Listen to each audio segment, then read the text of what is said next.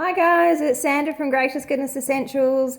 I have just knocked off a 14-hour night shift and I've come home feeling a little bit crappy, to be honest, and I've got some ear discomfort and my ears feeling really congested. So I thought it would be a great time to show you how I do some ear drainage with my essential oils. I might just flick my hair back, I think, for this one. So essential oils are great to use in this setting because, of course, they have if you choose the right ones, you've got some good antiviral properties, some good antibacterial properties, some pain relief, some anti-inflammatory, and these are all things that we really want when we're talking about ear congestion. So we never put essential oils like dropped into our ear, but they are safe to apply around and just in the external part, and I'll show you how I do that. First of all, I'm just going to protect our skin, or my skin, with some carrier oil. I'm using the fractionated coconut oil, but you can use whatever carrier oil you like. I just use the doTERRA fractionated coconut oil because it doesn't smell and it's not too greasy. And where I'm putting it, I'm just going to go in front of the ear, behind the ear, and down my neck. And then with what's left on my fingers, I'm just going to pop it around the outside part of my ear as well. And that's just to protect our sensitive skin of our face, neck and ears from the essential oils.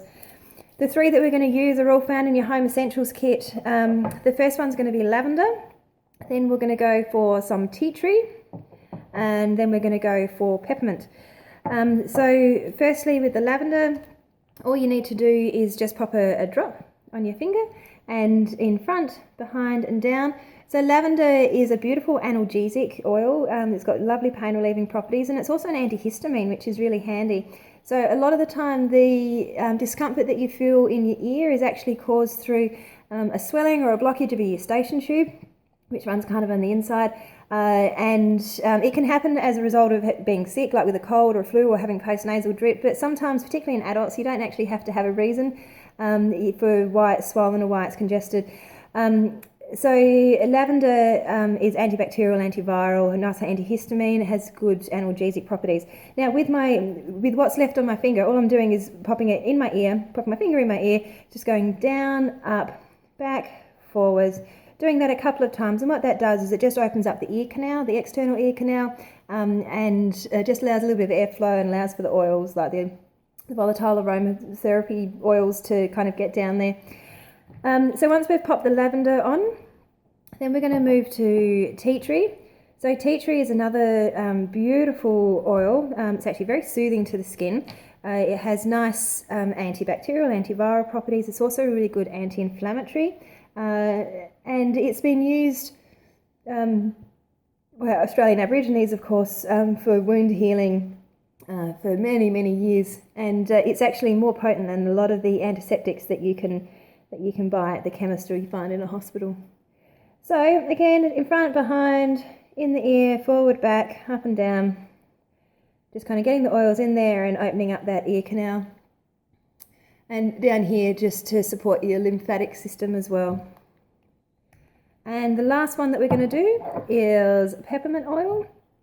So peppermint is analgesic, which is pain relieving. It's also anti-inflammatory, and of course it has those immune supportive properties as well. The other thing, the menthol in the peppermint is great for your sinuses. So it kind of fights it from both ways. We're putting the oils on here, but I can already smell it in my nose, which means I'm breathing in, and hopefully it's helping to try and clear those sinuses in through there. Now, if you want, you can actually go and grab yourself a cotton wool ball and pop a drop of, say, the tea tree on that and just pop that in your ear. Personally, I can't stand having anything in my ears, so I'm just going to leave it at this and hope that it's been enough to knock my ear discomfort and congestion on the head.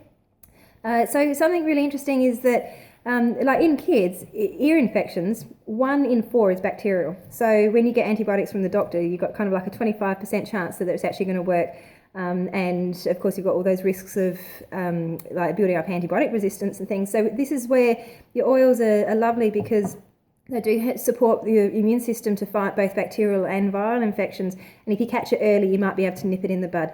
So, of course, if you start striking a fever, you get lots of pain or discomfort and you're not sure exactly what's going on, always go see your doctor. But if you catch it early, you might be able to knock it on the head and avoid any complications from the get-go. Now, if you've expanded out of the Home Essentials kit a little bit, Maybe you have some basil in your collection. Basil is a beautiful substitute for the tea tree as well. So basil has been used historically for earaches and discomforts, and has some really good properties for that. So that's another good one to remember as a sub for the tea tree.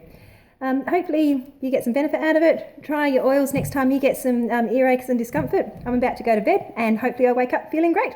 See ya!